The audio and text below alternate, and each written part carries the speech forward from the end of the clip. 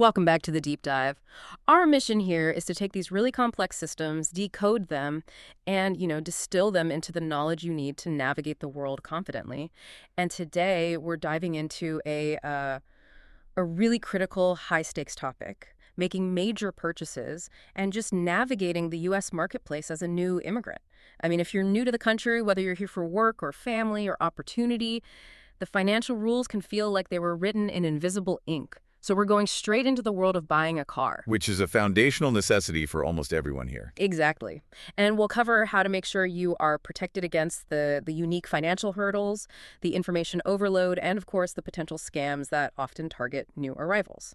That financial transition is, I think, one of the steepest challenges anyone faces in this country. New residents, they often run into these walls that established citizens just rarely even think about, Like, primarily the challenge of building a U.S. financial identity from scratch.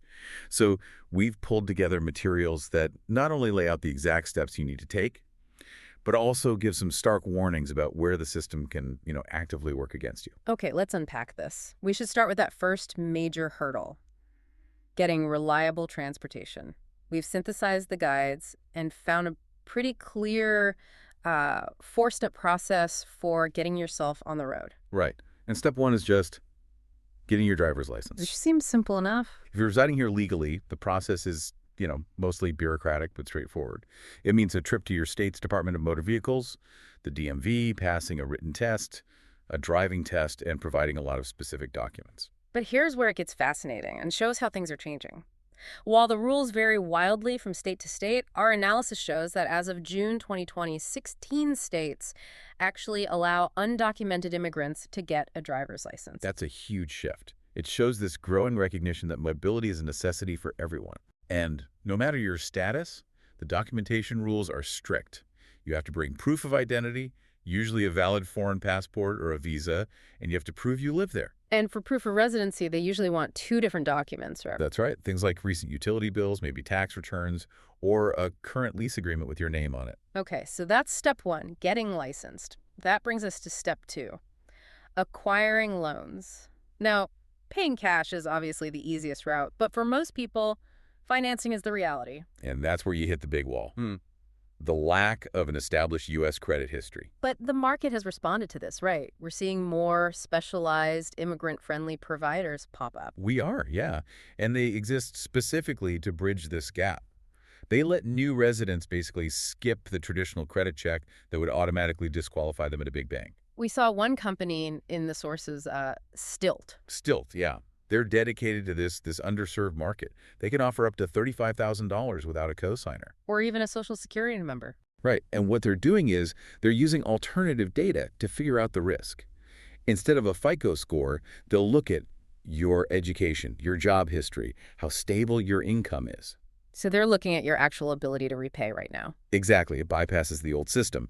And there's another one mentioned, International Auto Source, or IAS. They market themselves to expats. Yeah, helping them buy, rent, or lease without a credit history or SSN, and they often bundle it with access to low-cost insurance. So these resources are critical. They get you around those initial walls. They really do. They turn a huge problem into just a manageable task.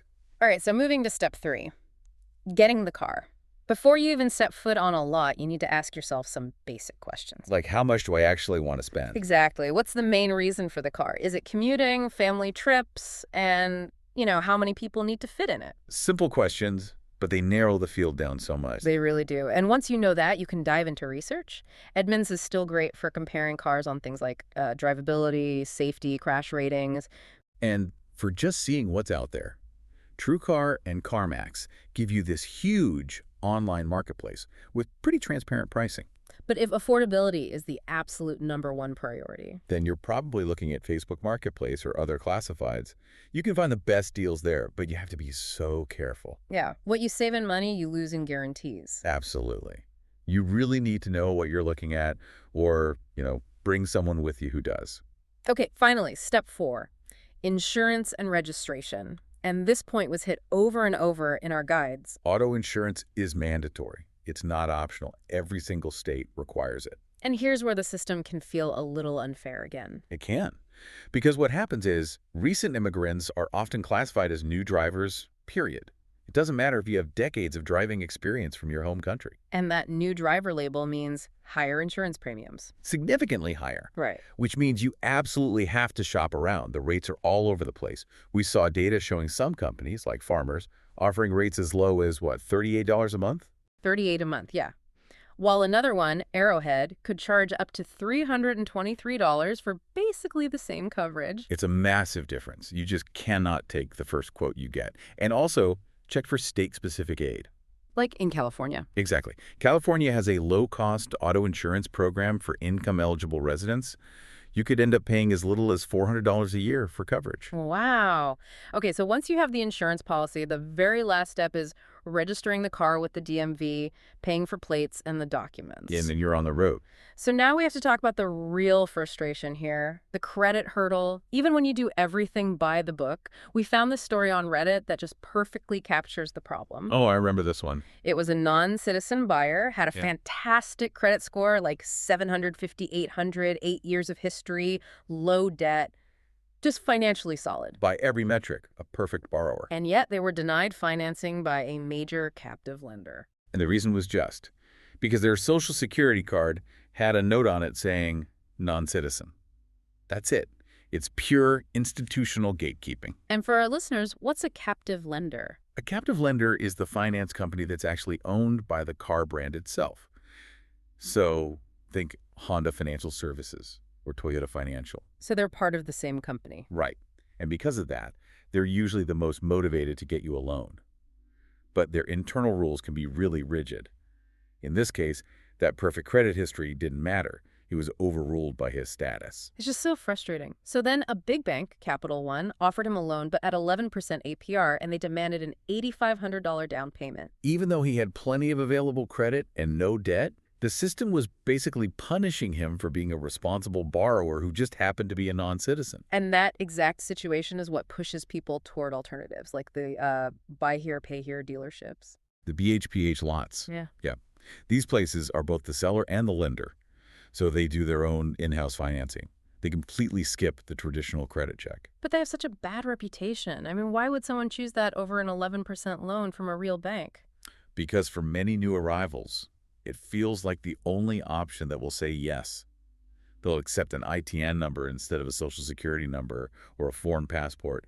They're focused on getting you in that car today. But that access comes with some serious risks. Oh, huge risks. The market is full of predatory practices because the buyers are seen as, having fewer options and less power to fight back. Right, and we see things like excessive interest rates, especially where lenders are exempt from what are called usury laws. And just to clarify, usury laws are the state rules that cap the maximum interest rate a lender can charge. So if they're exempt, the sky's the limit. Pretty much.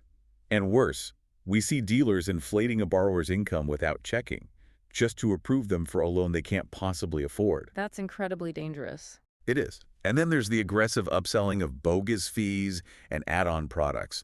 I mean, just look at the Wells Fargo case. They were fined $1 billion for forcing hundreds of thousands of customers into auto insurance they didn't ask for or need. So let's arm you, the listener, with some practical defenses.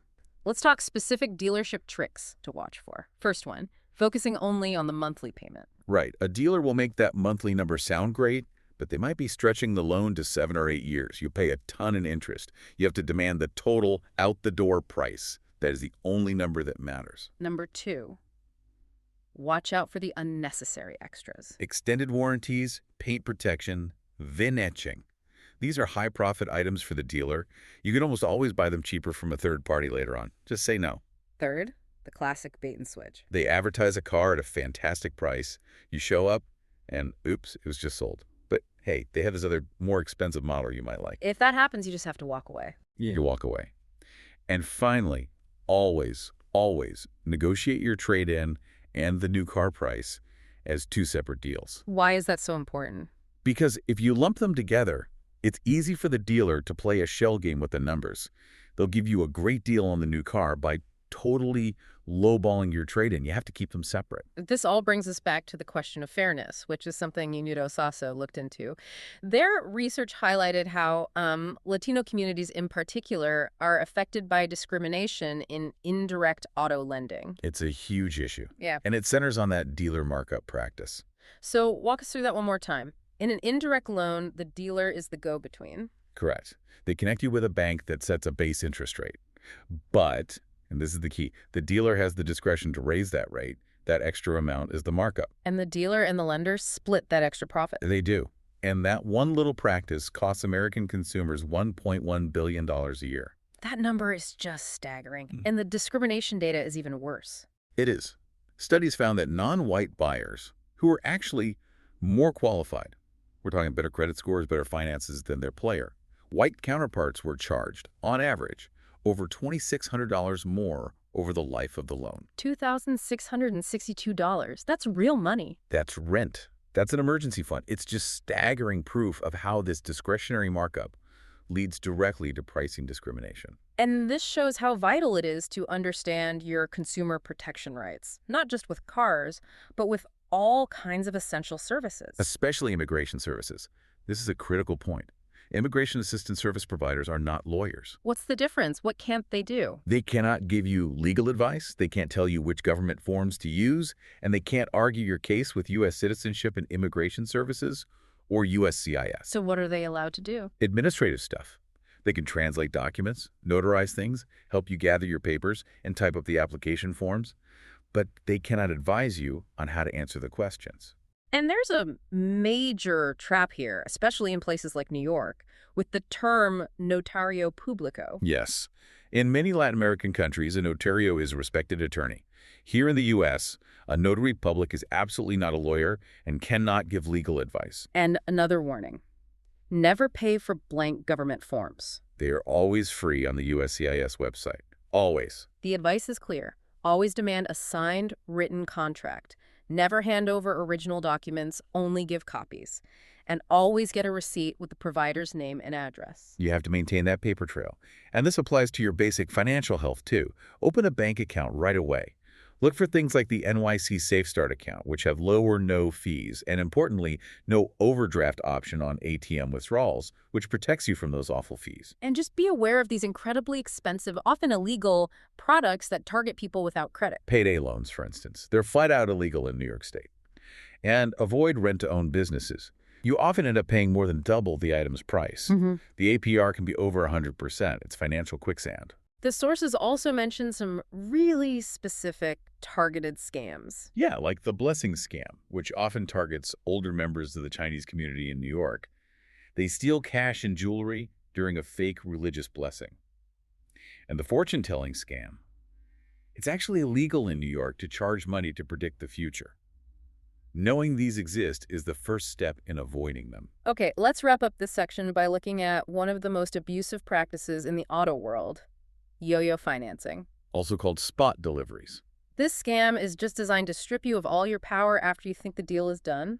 The dealer lets you sign the papers and drive the car home, making you believe it's yours. But the financing isn't actually finalized. Exactly. They call you back, sometimes days or even weeks later, and say, sorry, the loan fell through. And then they refuse to honor the deal you signed. They pressure you into a new, much worse contract with higher payments or a higher interest rate. And the harm is just immediate. You can lose your down payment, your trade-in vehicle. We saw a case study from Oregon where a guy couldn't get to work because the dealer kept his trade-in and his cash, leaving him completely stranded. It's awful. And this practice just completely undermines the whole point of the Truth in Lending Act, or TILA. TILA is supposed to guarantee that the contract terms are final and accurate. But if the dealer can just change them later, the law is meaningless. It becomes meaningless. And it often violates the Federal Odometer Act, too, because it's not clear who legally owns the car, which puts you in a terrible position. Consumer advocates are pushing the Federal Trade Commission to step in here. They are. They want a simple rule. A credit contract is final and binding the moment the buyer signs it. The dealer cannot change it later. That one rule would fix the whole problem. So the core insight from all of this, whether we're talking about a car loan or an immigration service, is that knowledge is your best defense. It truly is. You have to read the fine print, you have to demand clarity, and you have to understand that a lot of services and government forms are actually available for free. Critical thinking is just essential. Absolutely. We've seen that getting a loan without traditional credit is possible. It can be done.